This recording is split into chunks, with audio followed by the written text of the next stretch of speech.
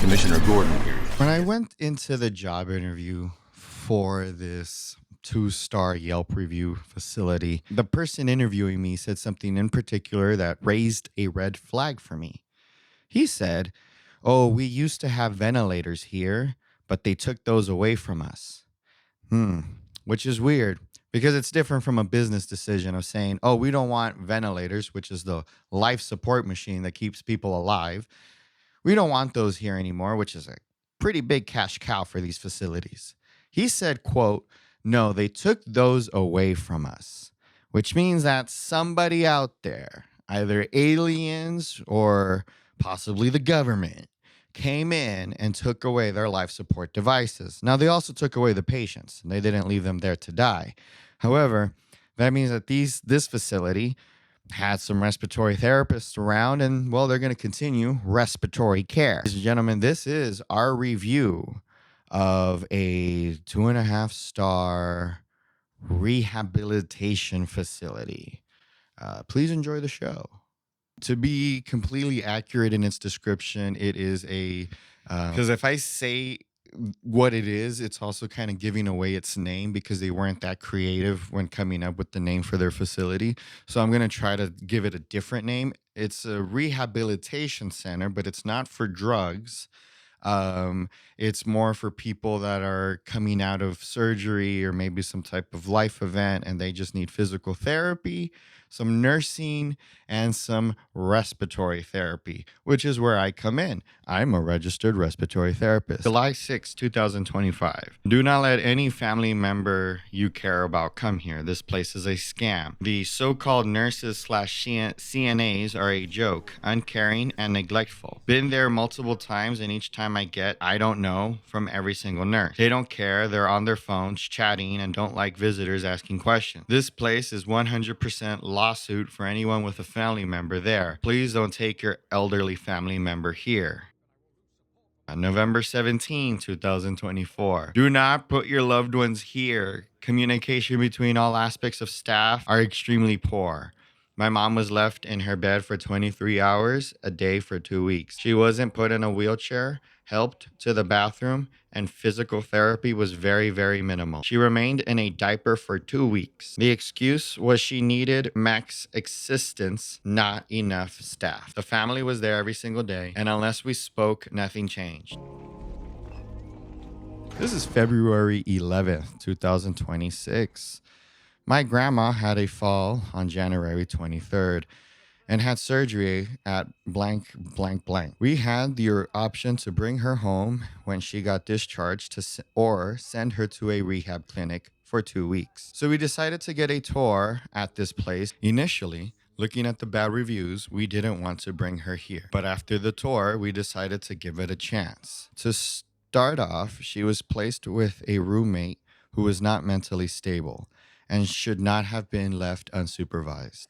Her roommate would stand behind my grandma's bed throughout the night, would sit down and stare at her, and would fall and drop things. She was provided with a button that she could press if she needed help with anything, such as medicine, pain, diaper changes, or just sitting up in bed. 90% of the time, when we called for help, whether it was because she was in severe pain or just to help us sit her up to eat, they would take about 30 to 40 minutes to respond. Last but not least, when we decided to remove her from this facility due to lack of professionalism and empathy, one of the CNAs made a comment that really stuck with us. She said she'd be better taken care of at home. Keep in mind, throughout the entire stay, my grandma was never left alone, and despite our presence, mistreatment still occurred. So if you're thinking about housing your loved one here and you're not planning on visiting very often, please be aware of these issues before considering taking them here. It is so sad and so tragic that essentially a company will buy out a nursing home. They will understaff it to maximize their own profits, and then they sell it off to another company that is also going to understaff it to maximize profits. Every issue on here is an issue with understaffing. Her grandma wasn't being looked after because they don't have enough CNAs there. They can't hire enough CNAs because that would put them under the profit line. It's all about providing the most care at the least cost so then you can charge for the most amount. Let's hire somebody that can do the job of two different people, sometimes even two different professions, exploiting that scope of practice so then you can understaff. And I'll give you an example. As a respiratory therapist, my job is lungs and heart, and I look at the neck to make sure this is working. I look at the chest to make sure this is rising. And essentially, my worries are heart and lungs. When people see me at these types of facilities, they essentially think I'm there to just lift. And I've been hired before on the pretext, as they mentioned it in the interview, that I am there to potentially help nurses lift the patient and shift them up in their bed. It's difficult for anyone, I think anyone in the medical field, to just walk away from someone that needs help.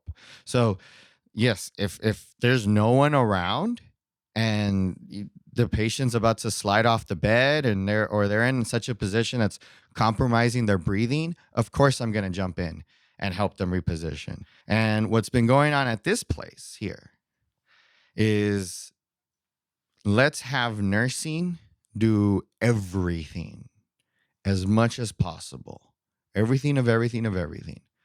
They want registered nurses to be lifting the patients, to be giving meds, to potentially be changing a patient. At the end of the day, I'm not trying to make fun of or make light of anything that the patients have gone through. But if I do exaggerate and I do make fun of some aspect of it, it's because it's been so incredibly frustrating working at a place that could have been good. You could have been a 5-star facility. You could have been a 5-star Yelp review facility. You have friendly staff. You have good staff. But any place, when understaffed, is going to give you responses like, I don't know, or I don't know who's in charge right now. And of course, they're not going to come in because they have other patients taken care of. It is the saddest, most unfortunate thing to see, like, good people, good nurses have to cut corners simply because of understaffing. How to call human resources, how to call the compliance hotline, all before 10 o'clock in the morning. Welcome to the madhouse, Batman! I set a trap, and you sprang it gloriously! Now let's get this party started.